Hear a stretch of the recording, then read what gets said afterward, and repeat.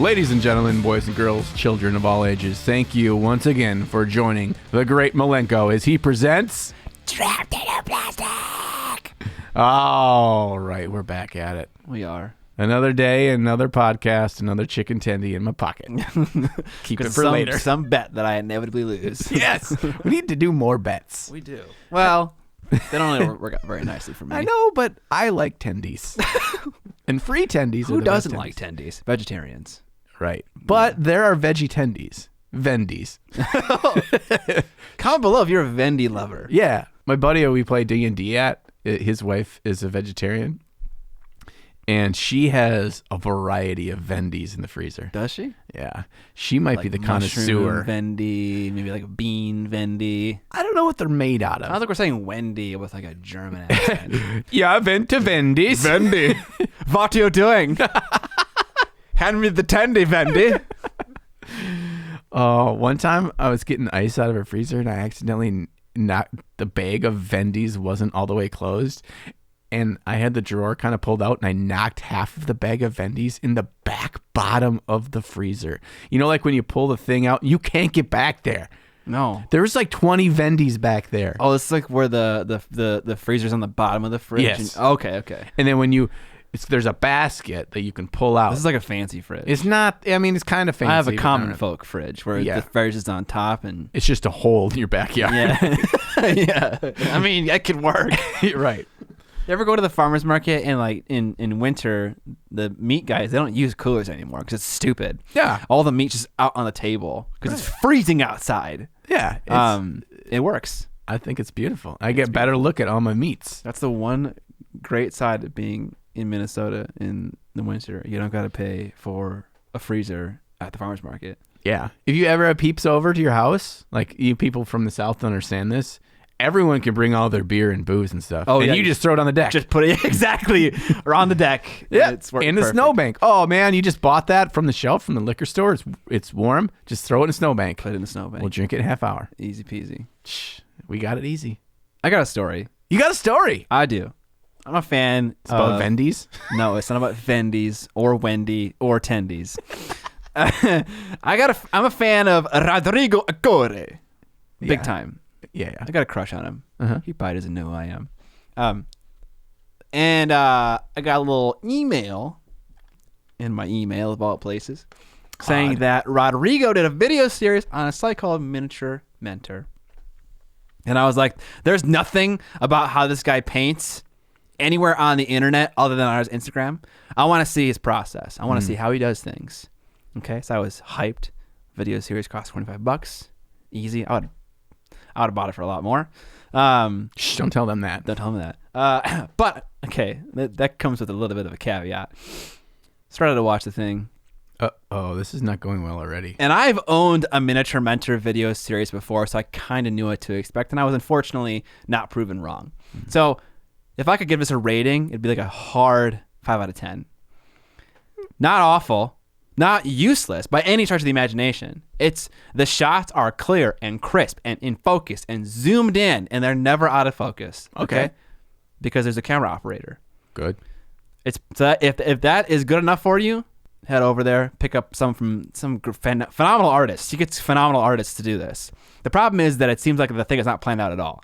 Oh. Okay? So you have this narrator who's also the camera op who seems to be trying to fill the space by just talking, but basically trying to figure out what the painter is doing. It's like, just let the guy explain what he's doing.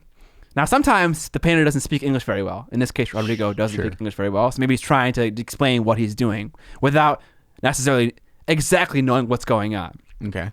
So there's no curriculum planned out. It's basically watch this really good guy paint his model. That's what it is, and that's what it should be advertised as. And if that's what you want, it's absolutely perfect. But I found myself just being kind of frustrated. They don't explain the paints being used, like the names or anything. Every once in a while, they'll cut to the palette, so you'll see that. But you don't get to know what colors he's using. So if you wanted to follow along, you couldn't. That's frustrating as well. There's a lot of area of improvement, but it has the bones to be something really great. Something But as a video maker, I can complain because that's the area where I operate. Yeah. So I have kind of more of a snarky opinion than maybe the average miniature painter might have. Did you learn his process at all? Yes. So in the beginning, there was a few frames describing how he paints.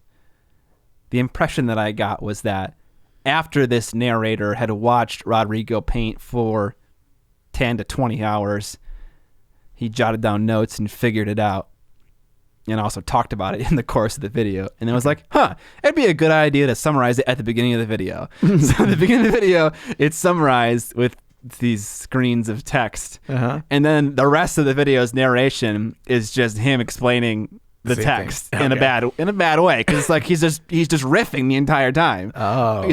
He's either complimenting Rodrigo, or he's talking about his other videos he did, or how it compares to other painters. It's basically him. It's like waxing poetic about like fancy miniature painters. So it's just like, this. I'd rather listen to like lo-fi electronic music than listen to you talk about the same thing over and over and over and over and over again. Yeah, just show me the stuff and don't let it get noise. Wow. Get noise. But yeah, if you want, there are tons of great painters. Go check them out. I'm gonna have to watch that since you already paid the $25. I'm just gonna watch yours. He watermarks the videos so you can't share them. I just pull it up on your computer. Yeah. While you're pooping later. Okay. You're welcome to my computer while I'm pooping. Yeah. I know the password. Password is password. I have two stories. All right. Okay. The first one is I was watching a painting interview with Caleb Wissenbeck. Oh. And he was on Useless Wizard's Twitch stream. Okay. Recently. I like Useless Wizard. We met him last year at Adepticon. Yeah, is he a patron? Yes, he is. Yeah, I think pretty sure he is. Yeah. I think so. I know him. I know what it looks like. He's got a big old ginger beard. Hell yeah. Just the most mellow, gentle guy ever.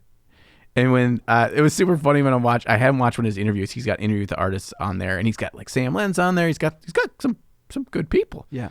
And the way he has his camera set up for his interview shots is it's his face and then their face, but his camera is so close to his face, you see every little expression.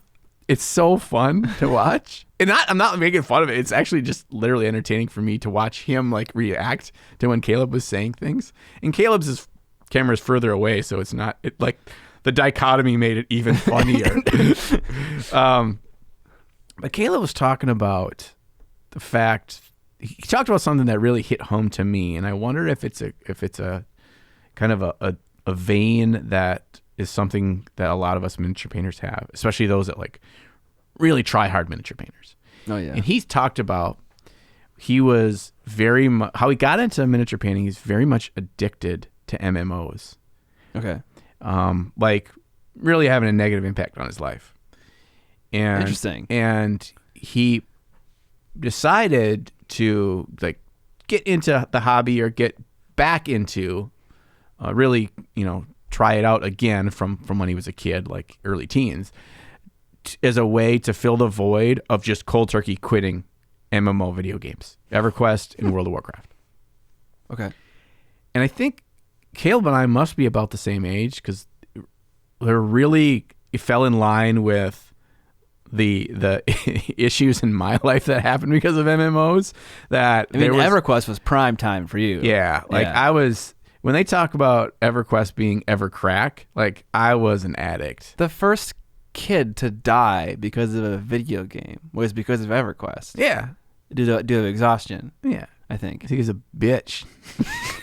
Couldn't handle the heat. Yeah. I did. Yeah. Oh, yeah. I'd stay up for 2 days straight trying to camp an item and whatever, get delirious and whatever. Anyway, yeah, it was bad. So he's like, I have an addictive personality. And that, in a way, worked its way into the miniature painting side of things, of being really hyper-focused and really, like, investing your thoughts outside of when you're doing the thing and always kind of stewing on it thinking about it. When you're doing it, you're trying to, be the best you can at it, and really kind of, sometimes in an unhealthy way, but it can be, depending on, I guess, what the habit is, a healthy obsession that drives you to a higher level of miniature painting. Okay. And when he said that, I was like, holy crap, it struck a chord with me. I'm like, I think I'm the same way. I think that I get so invested in a thing, like I don't do other things that much. And if I do, getting my basement finished or whatever, that becomes my obsession for the short time. Sure. Until it's and done. then, yep. And then I can't even really get into mini painting very well again. Like I'm not in a groove. I'm not in that obsessive mindset until I finish that other thing, or give up on that and come back. I don't know. I just want to bring that up because it just hit me hard. I don't know if you relate to that at all. I'm sure people relate to that in a big way. I think there was a time and a place where, I don't know, I think when it comes to being an obsessive personality or having one, I think I'm middle of the road when it comes to being addicted to stuff. Mm-hmm. Now, can I differentiate between that desire and also the desire to be a tryhard? Is there a difference? I think because I like to know that whenever I'm doing something, I'm doing it the best that I could be doing it with the time that I've given myself to practice it. And maybe that's not even necessarily true. Like there are video games that I refuse to play because I can't practice them adequately to be bare minimum what I want to be. Because if I am not that bare minimum, I will be frustrated. Mm-hmm. One of these games is Overwatch. Mm. I love the concept of that game, but I can't play it because I know I will suck at it, and it'll make me so angry to suck at it. We're not at a point in our life where we can commit the amount of hours to not suck. Yeah. Yeah. Exactly. I think there is there's some kind of Venn diagram there. Yeah. Where they intersect or they run parallel very closely to each other. Yeah. And I think that's probably the case where at a certain point you're try hard, when it gets to be the thing that you are committed to, you cross over to some level, even if it's a mild level, of addiction to that purpose. Sure. I mean, when you look at Picasso painting, 8,000 works of art in his life. Yeah. That's obsession. Yeah. Right? That is who he is. So, but that is what it takes. I mean, maybe not 8,000. You're not going to paint 8,000. It was a lot. It was a lot. Buttload. It's like he's known for specific things, but he has so much more work than what he's just known for. Yeah. So, I mean, that becomes tied to who you are, and that is a part of who you are as a person is pretty huge. And to commit that, I think is more than it's try-harding is there, and then it's the next step beyond that. It's the evolution of try-harding. Yeah. And maybe it's healthier to not take that next step. Yeah. I mean, I've definitely gone down that rabbit hole. I mean, I've played World of Warcraft for hundreds of hours. I've played other video games for hundreds of hours to be good at them and to, whatever, accomplish things. But it never translated to miniature painting. Maybe it did when I was younger, but not so much anymore. I think I don't know if I should even share this. I think in my main character, you have to. My main character on EverQuest, I don't even think this is before I quit, but at some point near the end of my EverQuest timeline, I was at about 850 days played. Yeah. Well, was some of that just AFKing somewhere? That was just my main character. When you AFK in the bazaar to sell your goods, it's on a mule. It's not on your main character. Oh, interesting. 850 days. That's 850 Earth days. That's 24 hours per day said there of being logged in playing that character. Yeah. That's a lot. That is not Do you good. regret it? Yes. You do? Yes. I don't regret playing WoW or any game that I got addicted to. Okay. I started that game my senior year in high school, and I played that through after graduating college. So the parts at which most influenced my life was my college life. I mean, you turned out great. I turned out all right. I could be a rich architect. But instead, I have a druid, a wood elf druid. That's pretty okay for 2010 standards. Freaking pimp druid, but yeah. So I did not take full. Although I made great friends and had great experiences in college, much of which were related to MMOs in real life of like people that I found that also played it. But yeah, there was a lot of things I didn't do because I was in my room playing MMOs. I always find that an interesting question because people always ask me, is like my brother-in-law always kind of teased me because like whenever he came over when I was between freshman year and sophomore year of high school is when it was really crazy for me in World of Warcraft. He was like, are you going to regret this? And I never did, and I still don't. I don't know. It was just a way.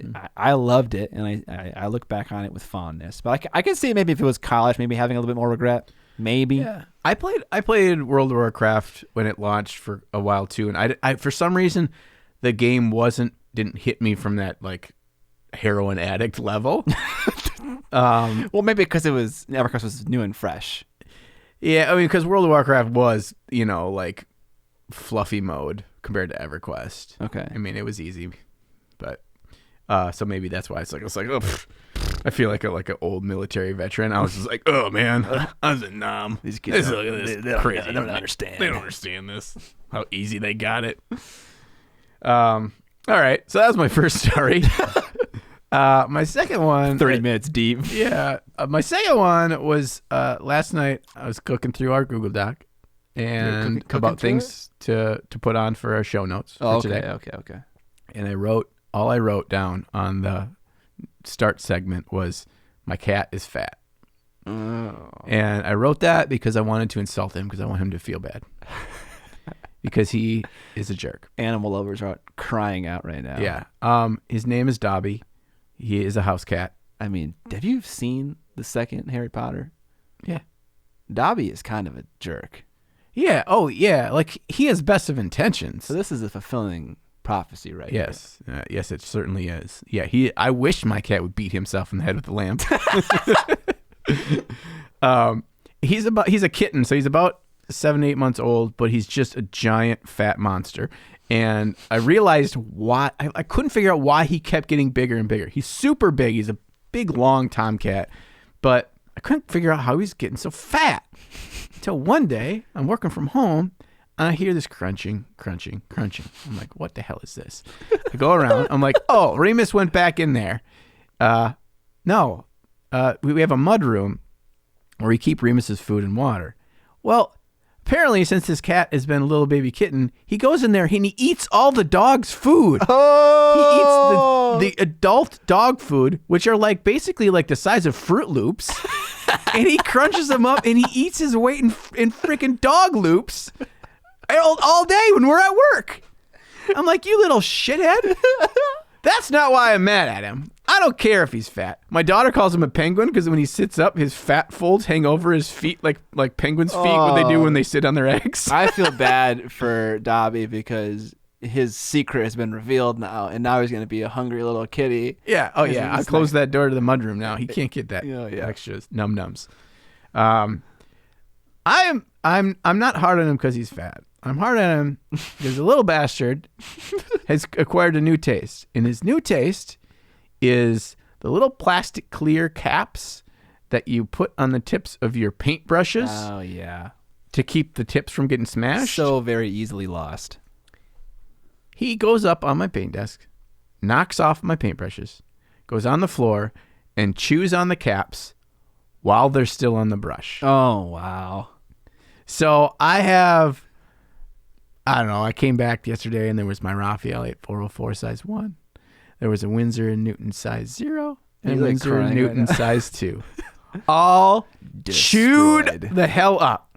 Now, they're currently in intensive care with some Masterson brush soap soaking, bandaging their wounds, and seeing if I can get the tips back and if he hasn't chewed through enough weasel bristles to make them useful. He probably smelled the weasels out. Yeah, I'm sure. And he just chewed on that. So that little bastard, apparently I got to store my paintbrushes somewhere else. So he's fat. Dobby, you're fat. I hate you. You're fat, you're ugly, and you're mean. You're mean. No one likes He you, is. Dobby. He is pretty adorable though. He sleeps right behind my knees every night. Behind your knees? Yeah, I sleep on my side, and he comes right up behind my knees. Okay. But then whenever I try to move, I can't because I feel like I'm drowning. Yeah, you're gonna crush him. Yeah, I'm not gonna crush him. He's so big. He squishes all the cushions down, not cushions, blankets down, and so I can't move. You ever had that? Like when you're sleeping and it's like it affects your dream. You feel like I'm wrapped up in something. I'm drowning in rope. Possibly because my freaking cat doesn't allow me to move. It's surprising how such a small creature can seemingly take up so much space in your bed by just being in the wrong spot. Yes, like right in the center. Yes, it's just like Moose does it all the time. Moose. God damn it, Moose. Damn you, Moose. All right, those are my stories. Good stories. Yeah. Well, we got a special episode today. We got a guesty guest. Do you want to talk about what we painted first? Yeah, but I just want to give a little prequel. Okay, because the thumbnail is not going to have his face in it. Oh, shit. It will. Yeah, it will. That's all right. It's special. We got Sam Lenz on. Woo! John's taking him for a ride. Yeah, you get the goobs. I got the goobs. I get the Samson. You got the soups. Samsonite. The lubes. Yeah, that doesn't work out very well. Did you just call him lubes? Because I was thinking goobs and then I was Lenz, lubes. Exactly. Yeah, let's do that. You should call him lubes. See how he likes that? Hey, Sam, you like lubes? All right. We're good. We'll proceed. What did you paint? Nothing. I'm not gonna laugh. Okay, I'm on a little holiday break right now. Yeah, I'm playing video games. Mm-hmm. This space is getting renovated. Mm-hmm. Had a contractor come out and put some outlets in the ceiling. Look at that. Did they have right there? Did they have to cut into your ceiling at all? No, not at all. How? So I have these fixtures up here. Oh, you can pop the fixture out. And they're not. There was power lines running in my ceiling, not attached to the switch. So they're on their own power. Then I don't gotta flick the switch to turn them on. They're just power lines, and they had long enough drills to drill in this channel. Sure. Out to the left and right, and run wires to just cut a box. Yeah. And so I was like, how much more difficult would it have been if I tried to do this myself? I wouldn't have known that. I wouldn't even have looked in that. They ran the lines from that fixture over there. That's where the power was, apparently. I would never have known that. But they figured it out, got it done in 2 hours, and they were out. Damn. And so, yeah. Best case scenario right there. That's amazing, yeah. And so what I'm going to do is I've already explained to Steve, but I explained it to the Sprudes and Spruettes. I'm going to put some metal scaffolding in the ceiling. Think like a very simple little metal cube. That I can rig lights and my camera to, and maybe a microphone. I haven't decided if I'm going to do that yet.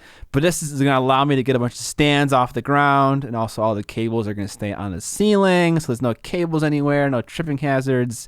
Just making quality of life easier here in Miniac HQ, and also Tup HQ, for the time being at least. Yeah, Tupperware HQ. So I haven't done a lot of painting. I've done some things that are, I like to say, hobby adjacent. And I'll explain those. I started to assemble my Slaves to Darkness box. I bought the STD. What a terrible acronym. I bought that box. You got STD. Yeah, I got some STDs. Oh, well, more than one. Wow. Yeah, I got quite a few. Nice. But I assembled the big bad STD. Oh, the Dude Gonorrhea. on Lizard? Yeah, Dude on Lizard. Dude on Lizard. I believe that's the official name, is Dude on Lizard. Yeah, not gonorrhea. But he's the one that excites me the most. The way he's put together is absolutely bizarre. You would think that, like, okay, the rider's one, like, sub-assembly, the Lizard's another sub. It's not. Like, the Lizard's sides have his legs on them. Oh. So I don't like that. That's frustrating a little bit. It makes it harder to do any kind of conversions with it does, yeah. Or but paint them separately in a way that kind of makes sense. The plus side of that is that oftentimes dudes that are riding something, their legs, it's easy to make it not quite fit just right where the they circumference just isn't right. Yeah. It just kind of feels like they're just like touching in like two spots, but like nowhere else. Yeah, it just doesn't feel quite right. So right. That's true. I think, six of one, half dozen of another. Yeah. We'll be all right. So what are you doing with all those? Are you going to play that army? No. Good, because I hear they suck. No, okay, so my plan was I'm going to make a video. There's a patron-requested video about how to come up with a scheme. And I thought it'd be good to do an army that I know nothing about and haven't ever painted before. And I think still look cool. And also they're the new hotness. So it's like, yeah, we're dinging a lot of bells here. Sure. So I'm going through this process about how I would approach painting an army and coming up with a scheme for it. Hilariously, Goobertown is doing the exact same video with the exact same box, but his approach is much different. You must crush him.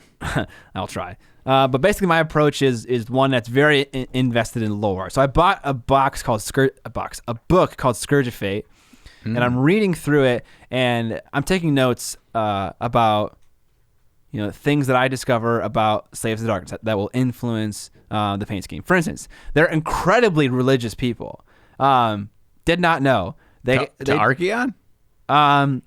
Well, they constantly talk about something called the Eightfolds Path. The number 8 keeps coming up nonstop, but they have this religious zeal to the Eightfolds Path, which is like their journey with chaos or something like that. So I didn't know how religious they were, but maybe that will inspire putting some like religious markings on them, like some easy stripes or some whatever tribe they're in, stuff like that. They're very devoted to a cause. And so I think there's like it might be like the 8 steps of ascension to like demonhood or something like that. That sounds good. Yeah, maybe. Yeah. But yeah, so that is an example of a thing that I did not know beforehand, but since reading the lore, which just applies to any game, because all games have lore about their armies, right? That you can figure out and that can inspire your paint scheme. So yeah, I got the juices flowing about how I would paint them and stuff like that. And I'm going to kind of run through a few test models and come out with something that I actually like. That's kind of the first thing that I didn't even finish assembling them, so I can't take credit for a lot of this. Man on Lizard, half assembled. Yes. The other thing was I talked to you about, I've had a lot of ideas for Golden Demon running through my head, and they're all good ideas that I want to do at some point, but maybe they're a little bit too difficult to accomplish. Maybe I just need to start out a little bit easier. And there's a book out called Court of the Blind King. Something like that. It's an Ideneth Deepkin book. I sent the picture to you. And it's got this king sitting in an underwater throne looking like a total snide badass. And if you know about anything about me, I love snobby, snide assholes. Elves. The best kinds of villains. The best kind of elves. The best kind of elves, exactly. So I was like, I want to make this guy. It's okay. It's not my idea I didn't come up with it, but I just want to make this cover art into an actual physical 3D model. And so I did some research about what kits from the Ideneth Deepkin would best make this thing, and I discovered it was the one, the Kellyan King. Yes, and he comes with like 3 different kinds of heads, 3 different sets of weapons, 2 kinds of torsos. It's a very rich kit. And he's also seated, so you could have him in that sitting pose. But the picture I think has crossed legs. Which is also kind of just regal, He's got this. Oh yeah, this kind of thing going on. Yeah, like he needs a little glass of wine. Exactly. Yeah. So I'm gonna need to do some leg and some knee cutting, and I'm gonna need to mess with the hands because his other hand is just draped over the pommel of his sword. Oh, like a total badass. Oh yeah. Okay, so I'm gonna need to do some mild conversion, just repositioning legs. That's not difficult to do, and then kind of hiding the gaps, but. I think that's an easy thing for me to accomplish. I get to have a little bit of fun and make a cool underwater throne. That's easy to do. But again, I haven't done it at all. Started that. Yeah, these are just dreams at this point. Yeah. Did you order any of the models? Yep. Okay, that's step 1. Step 1. They're on the way to me right now. Okay, that's good. I got tracking. Oh, you got tracking. That means it's going to be real. Yeah. I what have I painted? I'm almost done with the dragon. I think I'm to the point where I'm not going to share any more pictures of him. Of her. Oh, because you're being secret? I'm being secret. What about with the Sprudes and Spruettes? They're not going to see either? Maybe I can put it on the Patreon. Maybe. So John's still under the assumption that someone is going to see it and then like paint better than him and beat him out. This is a very classic competitive miniature painter thing to be secret about what you're doing. Yeah, I want the final reveal to be. That's the crowd of Wembley Stadium. Yeah. Of me walking down the Schaumburg hallway trying not to trip and drop the freaking model. God, that was the scariest thing. Yeah. And that day's going to come again this year. We're going to be carrying models. I want us to make or buy those fancy boxes. I showed you that one that I like stalker saw of Ben Comet's, the one that he uses. Yeah. But I know a lot of those European guys make their own. I think it wouldn't be that hard to make. And I got a few good ideas about how we could make us some solid display miniature Travel cases. Yeah. Yeah. Because if we're gonna, do we spread a little bit of a tip today too? If we're gonna be traveling, then I don't know. You want to spoil that? Yeah, sure. Why not? Yeah. If we're gonna be traveling, it would be nice to have it as our little carry-on thing underneath the seat in front of you. Let's figure out airplane dimensions. They're all different. Very annoyingly. What a bunch of jerks. Yeah. Or at least our overhead. You can figure out the average. Yeah, overhead. And then we pick our airline based on what. Why don't you spoil it, Scotty? Me and John bought tickets to go to Los Angeles. And we're not there for fun.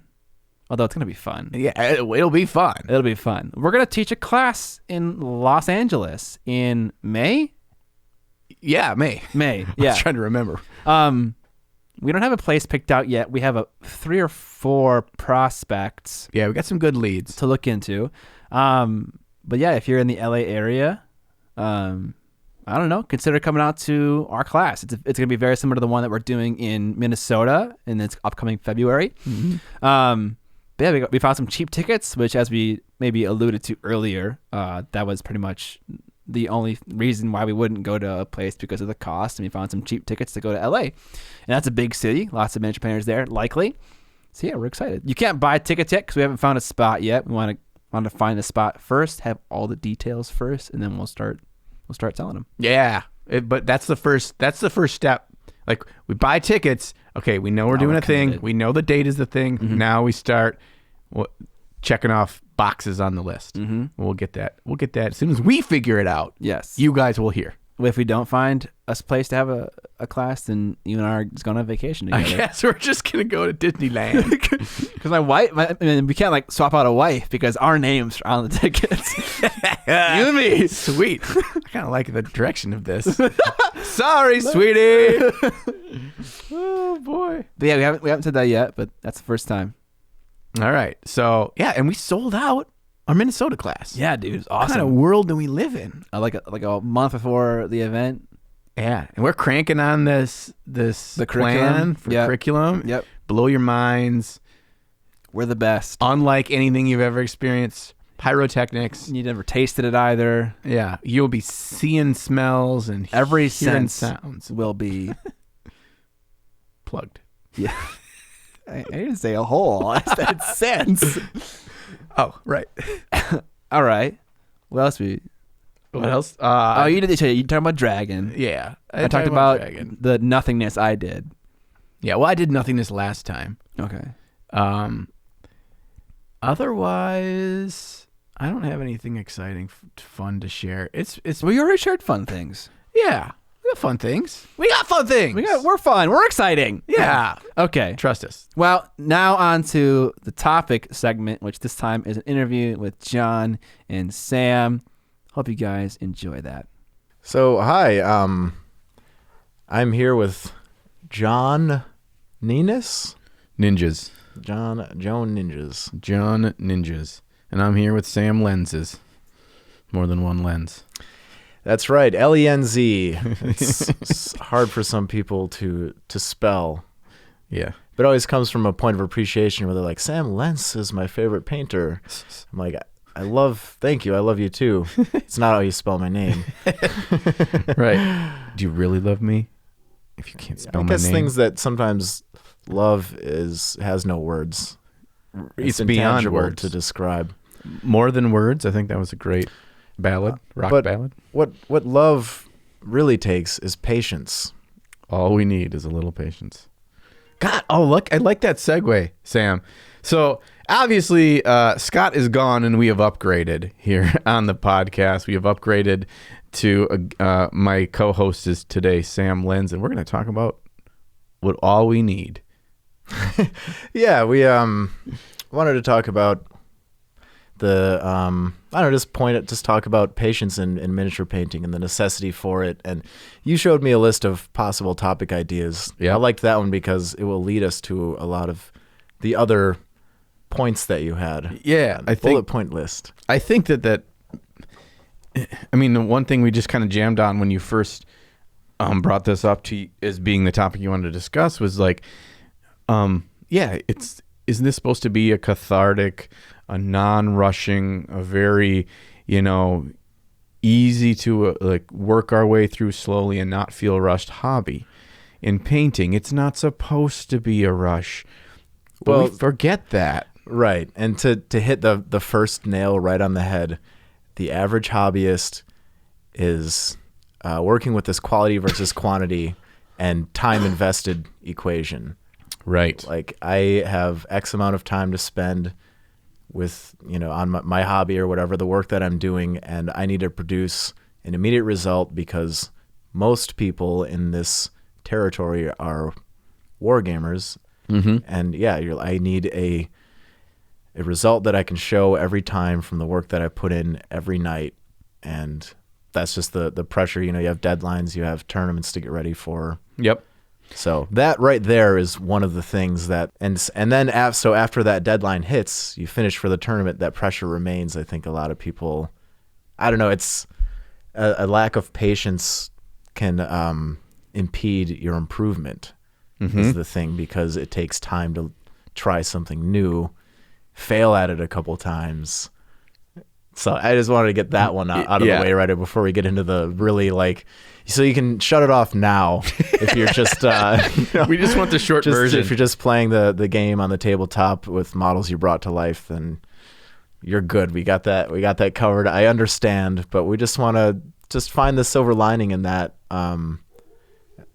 Having some variety and not putting the pressure on yourself makes a more enjoyable time spent. Yeah.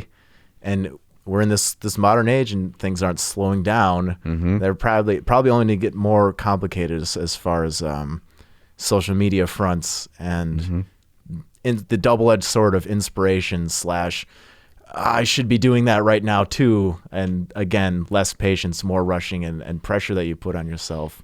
So I try to remind myself of when I started out before the internet existed. Right, yeah. Yeah. and it was just me by myself in my room, bringing these little orcs to life, coloring them in. And I had no idea that I would ever go to a tournament or a painting competition or ever show any of my work to anyone that I didn't see face to face. I never painted it thinking I want to go and show this to somebody. It was just awesome. I'm getting that gratification for myself, just sitting there and just filling a sketchbook, or it's this meditative activity, that just brings you kind of some calmness and happiness. Yeah, because when we were kids and we would, we'd draw our muscly men with the swords or the machine guns in their arms, it was for the satisfaction of I drew this fucking cool looking dude, maybe some of your buddies in fifth grade were oh man, you're the best drawer. Hey dude, look at this dude. Yeah. and that was before all this complexity of us trying to draw a thing that we'd put on the internet and thousands of people would like. It was never the point. And so does there's just a lot of pressure and rushing, I think, that can someone can kind of scoop up as they move along through the hobby world, and just remembering to stay patient. And so I like to look at it like this: if this is something you enjoy, you're always going to be painting. You're not going to stop painting, so just enjoy every step of the journey. Yep. Don't worry about picking up the next thing when you haven't really sat down and gotten your groove in the last thing. There's a Stephen King book, Insomnia, and one of the characters tells the main character, everything I do, I rush through so I can do something else. And I'm like, so you're constantly producing rushed work so you can get to the next piece of rushed work. Right. And at what point are you sacrificing what the elevation of your painting could be just to rush? Mm-hmm. That's deep. I like that. Yeah, I like those are just little things I try to remind myself. And sometimes I am super motivated and I get a thrill from the rush. Yeah. I wanted to double use the word rush there. Rush from the rush. Just Tom alliteration. Sawyer.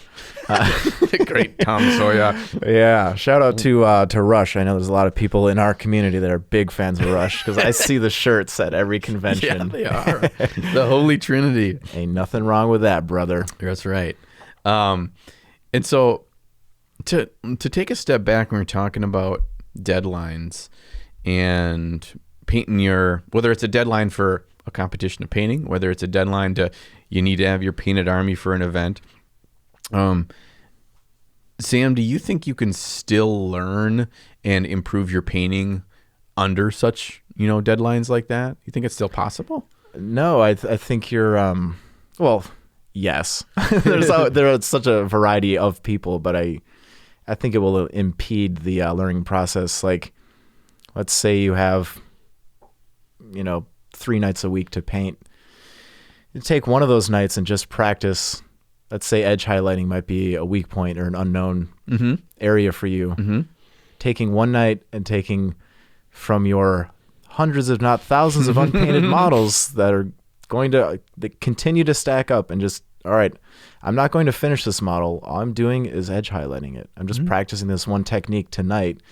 And then when you've spent your, 3 hours of painting that evening or 20 minutes, whatever you have to work with, then the next time you go back and paint, having mastered the edge highlighting. In other areas, sports, music, you practice fundamental activities to improve your long game for what is actually important. Like, you're learning drums, you're going to sit down there and just do your single and double strokes. Mm-hmm. You don't sit down and play a complete song every time or do a solo. Right. Because the fundamentals of the skills required to execute that solo aren't sound in your game yet. Yep. And personal satisfaction, man. As long as you're having fun, you're doing it right. And there are projects that I've built and never painted. And now these days, it's actually kind of handy to have them around. Mm-hmm. If someone has no clue what this is, or if I'm teaching a student or something, I can show them the raw materials combined. So it it kind of comes back around. You have things hanging out that remind you of the time you spent. And I don't know, it's okay to not complete something and just take that bit of learning that you got from it. Yeah, and I think you did the deep point that connects with me on that is that putting something to the side is not a failure. It's not your lack of ability or of quality of work that has caused that to sit on the shelf. That doesn't mean you failed. You're just going where your passion is, and if your passion leads you somewhere else, and that's going to keep you painting, then that's where you should go. The shame does not lie in failure; it lies in quitting. Because you didn't put it down and then walk away from the painting table. Yeah, the key is you put it down. Yeah, the key is you put it down to pick something else up. Yeah, you just follow the muse sometimes. And then, again, some people, you have a deadline, you have something to work towards, but the pressure remains. So just don't forget that, and don't forget how you felt when you first started this before things became so much more advanced. Yeah. I won't even say complicated because we do this for fun. Right. At the end of the day, there's an enjoyment and a personal satisfaction in this. And even when you have a deadline, when you hit that deadline and you have all 2,000 points painted and you can make it to the tournament tomorrow, there is a satisfaction there. This oozing of relief. But I warn you not to use that as your guiding force for continuing to paint, because that will run out in you eventually. And if you are not enjoying the process at some point, the day will come when you say, I'm just not going to go to that tournament, right? I'm not going to paint it because it's too much and I don't enjoy it, so I'm just not going to go. What we need is a hate ball. You have a miniature that you dislike, and when you're frustrated, you just slap it with paint and a brush, or stab it with an X-Acto, or colors you hate. Clip its nose off. Right. Just like I'm feeling very dark today. So I took that in a weird direction, but your little effigy, that intentionally punished project. Because I wanted to say, like, it really sucks when you sit down. Every model's a commitment in time, and like you're painting a group of them, and you're like, okay, I'm painting the color silver for the next. I have 5 hours of silver to do. If I can do that tonight or within the next 7 days, because it's such a drag just grabbing another little side project. Not even something and maybe just building something, because modeling is also just a great hobby to assemble. And some people started from building model cars and all that, and there are a lot of wonderful kits, and the complexity is kind of the fun part. I was a bit of a Lego maniac. Oh, you were? You don't paint those. I mean, you could, but most people don't. Yeah. Yeah, it was. So I mean, that touches on something that I wonder too. So when we're talking about patience, and then you bring up the building aspect, I think more of us need to spend a little bit more time having patience in the building aspect, so we don't spend a whole bunch of time in all of our, like, ooze all of our energies and our focus into this model, and we didn't clean up the mold lines correctly, and we didn't fill gaps correctly. If we weren't patient with the building process too. Sometimes I lie to myself, and I'm like, if I just file that and then spray paint, the seam will probably disappear. Yeah, probably. Sometimes it does. Other times, it really doesn't. Yep. And if you can see it, if you can see it, other people can probably. It's just appreciating the process that you're going through, I think, is the. I think, and hey, man, if you don't want to, then don't do it. Right? These words are just suggestions. Yeah. If you, I mean, when you talked about having 3 nights a week to paint or whatever, and to get the most in one night of those 8 days a week.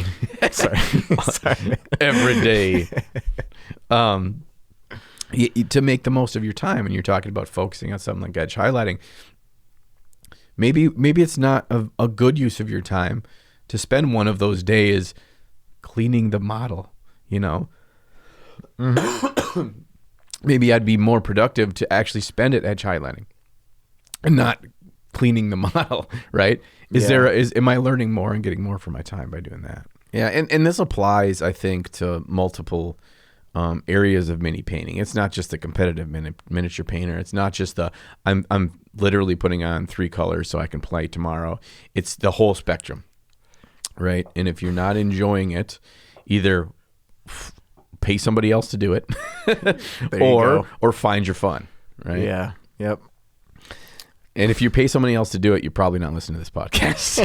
Yeah. The people, this audience is probably of the latter, the more focused on the art kind of audience. It's not someone trying to unlock secret tactical moves by roll a 6. Right. That's what you should have done. That's your first mistake. Yeah, strategy. Second mistake was then not rolling another 6 again. Yeah. Instead, you rolled a 1. That's why we're here. That's why you lose. At the end of the day, it's a slot machine, right? But knowing the length of my forearm and leaning on the table can be used to my advantage at times. Yeah, I'm going to guess range on I think 31 inches. How did you know that? I know the distance between my elbow to my middle finger. But really, I only know the length of my feet, and it's hard to get those on the table. So setting your shoes on the table can be kind of a power move, because no one's going to know if you're wearing cowboy boots if they can't see your legs at a tournament. All right, so we're talking about patience, and I think we did kind of hit what I would consider like the surface level. In order to get better, you need to have patience with yourself. But I think there's some other aspects of patience that we don't often kind of consider in the mini painting realm. Sam, do you have any more abstract or maybe a little bit more interconnected examples of how patience applies to maybe the work you do or things that you teach your students about? No. Yeah, of course. The abstractness just comes out of me. But it's just, and everything's a metaphor with a secret narrative for me. Mm-hmm. So I'm just going to compare it to a gym. Mm-hmm. You get in you get out what you put into it. And it's a lot of the time the people ask me for feedback, and one of the number one things I say is you need another round of highlights. And like, you have a wonderful depth and mid-tone established, and you just added a single highlight to it. But think about the space that you're covering. It gets smaller and smaller and smaller as you're kind of working in concentric circles. Sure. So to take 5 minutes and add another layer of highlights to something that's already like done, cover such a small amount of space, can greatly increase the result that you achieve, that you get out of this. Mm-hmm. Just a second layer of tiny dots and slashes of just like some thinned down white or something. It's because it's about that volume in that sense of contrast. Just a little extra time can improve it by miles. Yeah, and I think you're talking about that last 10%, and we often the last 10% of the mini painting, which can often give you 80% of value in that last 10% of real world time. Those numbers don't lie. I just make them up. 80% of statistics are false. You said it. We've been thinking the same thoughts a lot today. I was like, I love that line. And you said the term instant gratification, or the phrase instant gratification earlier, and I was like, I had that one loaded up. I was going to say it because that's a cool thing about why I like sharing miniature painting. Yeah, it's like it means a lot to like my heart to like teach people, encourage them, motivate them, or inspire them to do this meditative activity. Something that I feel like humans making artwork will never go away. There's some things that we hang on to because they're enjoyable, like a bicycle could be completely irrelevant compared to modern transportation, but it sticks around. And so in the face of all this instant gratification and same-day deliveries, right? Sharing miniature painting with people and putting a little bit of meditative patience into the world makes me feel good. And you only exist in relation to other people. So we are the world around us. And you wanted abstract, right? The Deep Cuts by Sam Lenz. Yeah, and I think there's something that it really hits a heartstring of this hobby in what you just said. In that is this purpose of this creation of art, particularly this small art form, is an exercise in patience. And so we should be leaning into that curve instead of trying to fight it and find ways to make it quick and dirty and easy. Because, I mean, quite frankly, if we look out there, and we'll probably use some clickbaity title for the name of this podcast episode. Click here for tons of viruses. Right. The quickest way, the easiest way, speed painting, do it faster, Space Marines in 30 minutes. The title will be, "This video went viral." Right. Like, oh, it did? What is this? Oh, it must be true. I'll click it. Right. So we're always looking for the quick fix, which is, the antithesis of what this hobby is. And not that we're saying don't do your best to try to absorb and improve and set your timeline in an elevated track. We're not saying that. We're just saying in those moments, absorb and don't waste them by turning your brain off by going through the process, and be patient and attentive to that painting step. And ask yourself this if you're listening. Have you ever timed yourself when you're painting? Which may not be the most patience-inspiring activity, but I say this because a lot of people ask me how much time I spent on something, and also, back to the quantity versus quality equals time equation. Mm-hmm. People, I think they might be surprised with what they can produce if they force themselves to spend 10 hours on a single miniature instead of 10 hours on a unit of models. You are underestimating yourselves. I believe that you are capable of better things than you think you are, because practice and time spent is how you achieve these results. You get faster at it, but still, even if I produce a high quality model in 15 or 20 hours, like it's still a lot. That's still a lot of time. Yes, it is. 15 hours of any one thing is a lot of that thing. Yes. When we look at, we each have a finite number of hours in our lifetime, right? I have about 72 left. Yeah. So I better make the most of those 72. Do I want 71. It's clocking. It's taking Scott's go. Telling us from the... No, he's not over there. From the clouds.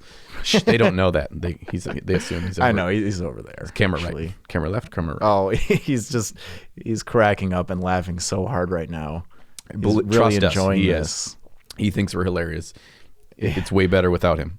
He gave you the thumbs up. So, Sam, this is something we kind of touched on the other, what was it? There's last night, this morning. I don't know. It's all blurring together. Touched a lot. We did touch a lot. We talked about when people ask you how much time something took. Is that a relevant question to you? I lie to them. Yeah, right. I say I don't remember. I could give an estimate, and I used to, but these days, let's make another metaphor. Okay, how many points do you think I can score in a game of basketball versus Michael Jordan? Not as many. The game is the same length for both of us, right. But I feel that a person who's practiced more, their time will be more effective. Right. So it's hard to tell somebody like, oh, yeah, I spent 10 hours on this. So then someone who's been painting for 1 week goes and spends, and they're like, oh, yeah, I couldn't do that. And sometimes I'll have people comment like, I tried this once and it didn't work. And they're like disappointed. And it's like, I've tried it once as well, but I then tried it a second and, 10th, 20th time. Yes. Like those reps build muscle, baby. Right. You asking the question of how many hours did this take you, me giving you an answer, no matter what my answer is completely arbitrary. It doesn't matter what that number was. What did you hope to gain from that question? And I know it sounds like I'm contradicting myself by saying, time yourself. I'm not going to tell you how much time I spent on something. You do it, but I'm not going to do it. Do as I say, not as I do. I just want you to achieve a personal satisfaction with your work instead of getting lost in comparisons. That's the secret to happiness that we all know. Practice and don't get lost in comparisons, but they're very hard for some of us. I mean, everybody struggles with that. That's a very human thing. We all are kind of jockeying or comparing in so many aspects of our life to others, and that's often how we as humans measure success, is in relation to others in the same area. Well, and that's the nature of advertisement is to teach us to compare ourselves to what we don't have or what we and what we think we need now. Yeah, so it's like, I don't know, that's the world, but just having a little awareness of how this works and what it's doing to you, just a little bit of awareness there, like can kind of change your perspective and make you a little more mindful about things, and hopefully inspire a little bit of patience and space in your life. Yeah, you just looped that right back into patience. I was like, Sam is way out in right field picking dandelions, and suddenly he said patience, and I was like, we're back at it. Flowers are pretty. I always thought that. What were you talking about? Want to ride bikes? Oh, man, I do want to ride bikes. There's a sick jump behind Scott's house. We could pile out some leaves and do flips. Yeah. Sweet. Sorry. Sweet bike. You've taken on any jumps? Yes, we'll make one of sprue, and we shall paint it the brightest gold. I want to share a moment that I think we've talked about the patience, but a moment that really inspired me early on painting miniatures, and it will make you laugh because it's so simple. I got into this because I have a brother who's 6 years older than me. I have 2 brothers and 1 sister. I like rainy days and movies. But I have my oldest brother, so I got to get into this really early. I was I think I was like 7 or 8 years old when I first started seeing miniatures. He had like some Grenadier models, but the big moment was when he got that RTP-01 Ooh. Rogue Trader box number 1, the first box of the ivory plastic Space Marines. And there was that Blood Angels Codex cover where the sergeant has solid gold armor. My brother took one of those Marines, spray painted it solid gold, and it just the shininess. I saw that, and it was like, I'll never forget that moment. I was like, it's so cool, and it was literally just one color. But it was shiny, and it wasn't the color the plastic was. It just like a little light bulb went off like over my head. Like, I don't know. I just wanted to share that. It's such a simple thing, and like, because it's the first step of really what we're everything after that, and every aspect that, like, to try to push the boundaries of what this tiny figure could end up looking like. That's kind of at a basic level what we're doing anyway. It's like, oh, it's bare plastic toy, and now it's not that. he brought it to life. Yes. I love saying that phrase lately, referring to painting models as bringing them to life. It's that moment when it's right there and it's just ready to walk away. It's now alive. Right. It's you're the mama bird, and you're letting it off of the nest, and hopefully it doesn't splat on the ground. Oh yes, we are all our own mother birds of our tiny plastic family. So we're not saying to literally drop your miniatures out the window when you're done painting them and hope they fly. But this podcast is now all about analogies Birds. and metaphors. So we're just gonna keep going with that. Scott gave us a thumbs up. It's fine. Right? Yeah. He said everything you guys have said has been as golden as that Space Marine. Yeah. So I guess in the comments, let people know how you have found some patience. Because everyone can read through the comments and just share that information with each other. Just like we're trying to put it out there. Yeah, and I think that this is your hobby that you should enjoy. Yeah, and if we're not learning from each other, we're only hurting ourselves, because, like we said, there's only a finite amount of revolutions around the sun. One. I told Sam earlier I was trying to be one like trip around, Sam. Like 1 year. I was trying to be all like wise and like thoughtful, and I said, Sam, we only get one loop around this sun. He's like, 1 year? We only get to live a year? YOLO. I'm like, you know what I meant. That was a beautiful thing. I know exactly what you meant. Yeah, I love you, man. So back to it. You get a finite number of hours, and so you cannot, in your lifetime, achieve every single thing on your own by trial and error for everything. Instead, you can learn from others, be open to their experiences and their trial and errors, and maybe save yourself a couple of those hours. Still commit yourself to spending those hours that you need to get the technical aspect, but don't be afraid to learn. I could get a good look at a T-bone by sticking my head up a bull's ass, but I'd rather take the butcher's word for it. No, wait, it's your bull. It's the butcher. All right, I don't know if anyone's going to get that because we're old men and we love good old comedies, but hopefully we lost those people at Legos. We lost them at Legos. That's not Minecraft. What is this, Minecraft old men? All right. So guys, I think we're gonna wrap it up here. Even though Sam and I could do another 4 hours on patience because we're patient. Yeah. Yes. But thanks, Sam, for joining me and for kicking Scott out.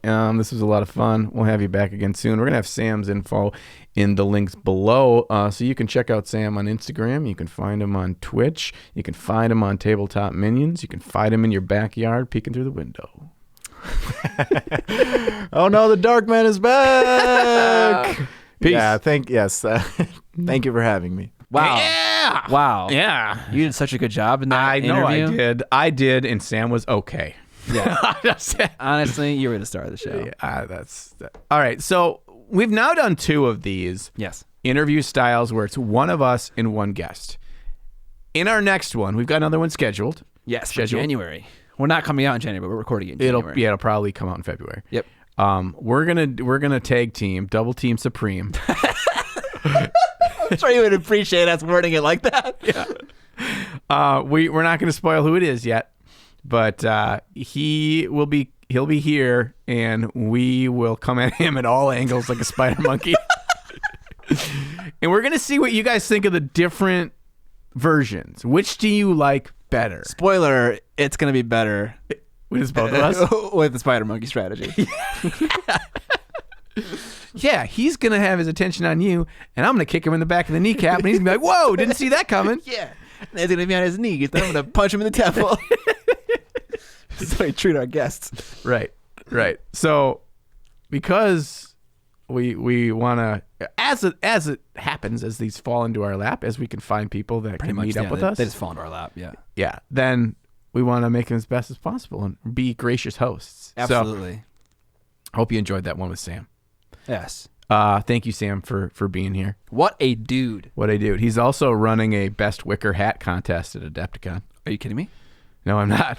He and Uncle Adam. Oh crap! I got another piece of news to share. All right, so he and Uncle Adam are putting on a best Wicker hat competition. This is crazy. And the winner gets a 24-ounce twisted tea. What does that mean? I don't know. I don't know. It's part of the mystique. Oh. That's a drink. Yeah, it's a drink. Okay, I was like, is this a tie-dye T-shirt? Or And you something get like 20. that? It's like 24 ounces. You get a drink. You get a can of twisted tea if you win. Wow. So if you have a good Wicker hat and are going to Adepticon, I kind of want one of those. I want one. What are you saying right now? I want to have one of those big rice patty ones. I have one. You have one? But it's at my mom's house. It was like Are you going to go to your mom's house between now and Adepticon? Well, we kind of drive through Wisconsin near where they live. Mom, get the hat. I need my hat. Bye. My mom has all these like old costumes that I wore in high school and grade school, and that was part of a costume one time or something. Or I bought it when I was in Chinatown in Chicago. Probably that. Yeah, probably that. Otherwise, I don't know why else you'd have it. Yeah, your mom's like, we're gonna do the most racist Halloween costumes we can possibly come up with. Do you know who Filthy Frank is? No, I don't. Okay. Is this just like your neighbor or something? Filthy Frank is he's a YouTuber of legend who is known for just, not being PC and just like breaking the rules. Oh. And he has this video about how to say hello in 30 different languages. And it's basically him making fun of a bunch of cultures. Sure. He was born and grew up in Japan. And so he gets a little bit of a leeway there. Yeah, and like his hello for Myanmar is flushing a toilet. And then his hello for he repeats some of these things. You gotta see this video. I'll show you. But his I think for China or some Asian country is "Welcome to the rice fields, motherfucker." And then like he reuses it like 3 times in a row. It's like Japan, China, like Taiwan, and then the fourth one is rice fields. It's like "Welcome to the rice fields." The comedic timing. Yeah, it's funny. Oh, okay. But what were we talking about? We're talking about Wicker hats. Oh, news. Right. Okay. So also there is a rumor going around. Rumors that at Adepticon this year, there's going to be a wrestling match, a tag team wrestling match. Can we tag team against Sam? This is what I'm told. Hesitation. It is you and I versus what the hell? Sam and Adam. We're gonna get destroyed by Sam alone. I got a strategy. Okay. We pull Adam by his foot back to our corner and don't ever let him get over to tag Sam in. Punching him? Never let him tag Sam in. And then I think we got a shot. Okay. That's a good idea. Take his glasses so he can't see which corner is his. Where did you hear this? It's roaming around the internet. What if Duncan and Darren were on a team? Oh, man. Representing Team England. What would they would just like throw teacups. Yeah. And saucers. Yeah. Shatter them on your head. Yeah. Kind of brutal. Yeah, and like pour Null oil down your throat and make you swallow it. It's okay. Like, where did you hear this? I've never heard going this. around on all the Twitch streams. Oh, okay. It's the Twitch thing. So it's like it's making its way. It's permeating all these other, and it's building up. When I only heard about this like the other day, and apparently this has been building for weeks. Okay. So I don't know where the ring is. Do you have short shorts? Short swords? Do you have short shorts? Do I have short shorts or Yeah. short swords? Short shorts. I could put the short swords in the short shorts. Do you have short shorts though to put the short swords in? Man, you can enunciate way better than me. Oh, There was a I time can phase. get like I have boxer shorts. Those No, are no, pretty no, short. no. Oh, you mean like Athletic short shorts. 70s basketball player shorts? Yes. I'm sure I could get some. Okay. Is that our uniform? We have the T-shirt. We have the Try Hard T-shirt. Yeah, we do. We are the tryhards. Sweatbands, Yeah. short shorts, Okay. long white socks. Got it. With stripes on the top.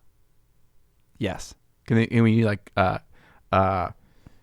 Chucks, Oh. Converse All Stars? Yeah, we could do that. I have ones that are black with flames on them. How stupid is that? That's pretty bad. That's pretty bad. Yes. Okay, we have our uniform. There The it is. tryhards. Yeah. Okay. We're set. We'll start training. So what happens when Sam is the first to go in? Well, we didn't account for that strategy. This is crazy. I've never heard this. We run. Okay. You just run around the mat. Yeah. Okay. He's like some lumbering guy. He's not agile at all. He can't catch us. That's how these things work. Yeah. It's very That's how video games work, at least. Yes. Yeah. This is ridiculous. Yeah. All right, we'll get it. All right, so you run him my way into our corner. You turn left. That's where the short sword comes in. Okay. Just right into his ribcage. Yeah. Stabbed. Well, that escalated quickly. I stabbed a guy. You better lay low for a while. Oh, man. I'm coming for you, Sam. With short swords and short shorts. All right, news. Some actual news. All right, so you want to bring this up? Yeah, now time to get sad. Yeah. Fantasy Flight Games is a company that is local to us. They're actually in Roseville, where I live, in Minnesota. I can drive 3 minutes and be there at their headquarters. And recently, they laid off a bunch, or in the process of laying off a bunch of employees from their online support group. And at the time of this recording, it is a total of 10 employees. That was confirmed from a local resource, but there could be more. We don't entirely know. And also, the same thing that is affecting this group seems like it's also affecting their RPG group. This is a little confusing and kind of out of left field. Mm-hmm. I mean, this group, they're called Fantasy Flight Interactive is the division of the company that's focused on this, which is completely dissolving, or is dissolved now, I guess. Yeah. It doesn't surprise me that putting a team of 10 people in play that create support, mostly app support and online support for their tabletop games was not something that was financially sustainable. That does not surprise me. Now, I'm not saying it shouldn't exist. It absolutely should. There's a lot of really good online resources for games. For example, the Guild Ball app is freaking amazing. Yeah, it's very helpful. Super helpful. That doesn't need to be a full team that even if there was a bunch of these things, you're not. It's more of a product sustainability than a force multiplier to your intake of profit. There's a base level of understanding or expectation that makes your game supported and it makes it helpful, integrates technology, but it's not bringing in money, not at the rate of which that they probably are spending it. Yes, they are spending to keep this team alive. They probably realize, a couple baseline apps is really all we need for Star Wars Legions and whatever. You know what I mean? Right. We don't need continued support and updates and stuff like that. So it doesn't surprise me. It's still a bummer. I feel like they're coming out with products at a high enough rate that they could just have a smaller team that was developing new apps for these games that would make them more easy to play and that would keep them employed and adding value to their business consistently. Like, did the whole thing need to go? Obviously, we don't know the answer to that because we're not inside. But Yeah, and we also need to keep in mind that they're not just a miniatures company. They have card games, board games, they have RPGs, all that kind of stuff. So it's a wider spread net. I know because I played Keyforge, which is a card game. Do you like that game? I very much like Keyforge. That they were looking at. First of all, they have a quite robust app on how you can track your decks, how you can get these basically resources by scanning decks when you buy them, and then you can use those to redeem for product at events and at conventions and stuff like that. Really cool system. Yeah. But they wanted to take it to the next step to be able to play the game in kind of a Hearthstone style. Yeah. And that was always, I'm not going to say promised, but that was always implied since the game had been out for over a year now. Okay. That was this team. So that ain't happening anymore. But that would have been an opportunity for them to generate their own revenue stream. Yeah, absolutely it would. I don't know if it was just it just became something that they couldn't create to the level they wanted to in time enough for them to continue to bleed money on this. Yeah. I don't know. Shoot skis. Yeah. So that's our big news thing. Yeah, great stuff. Yeah. Wrestling. And people getting laid off. Yeah.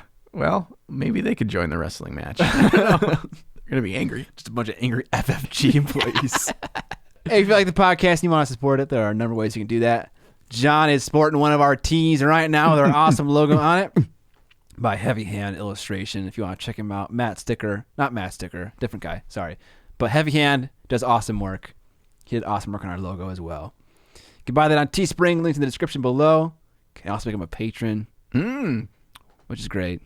Yeah, if you get to be a patron, you get to have the after party as part of your life. That is all the music that we play at the after party in one continuous loop. Yeah. Can't even hear the dialogue. Yeah, but you have to wear the Wicker rice patty hat. Yeah. If you're new to the after party, that's how we tell the noobs. Right, yeah. That's part of our hazing. Roughly 30 minutes. I think this time it was quite a bit more than 30 minutes of bonus content. I don't know. It's all a blur. So we go over, and you can submit your pictures of your minis, and we'll go over them, critique them, tell things to get better on, things you did well. We talk about new things we've tried in the hobby, or haven't tried in the hobby, in Scott's case. And what's the other one? We talk about our favorite minis we found, paint jobs we found online recently. Yeah, from other painters. Yeah, from other painters, not ourselves. We don't like our own work. We just like other people's. So we chat about that as well. So join our Patreon. You can also chat with us on there. You can join the Facebook group, Trapped Under Plastic, and share your work. Show us how you're painting every day, unlike us. Show us up. Yeah, how you've been painting every single day for 3 weeks straight. Yeah, we got people that are like going on a month or more every single day. We love seeing it. There's the dude that paints at Taco Bell. Have you seen this? Have you heard about this? Yeah. I saw that one time and I was like, why? It's freaking awesome, man. It's awesome, but also why? I know. I want to it's a great meme shot of I just want to see a lady with her tray behind him, like, what? Yeah. Yeah. So we have that. I think that's it. Yeah. Tell your nerd friends. Tell your nerd friends. Subscribe if you haven't. Give us a review on Apple Podcasts. Subscribe on YouTube. Yeah. All these good things. Sacrifice your soul to us. And firstborn child. Yeah, firstborn child. Tendies, baby tendies are the only thing better than chicken tendies. Oh. Oh. Yikes. And with that, we will say we see you on the Flippity flop.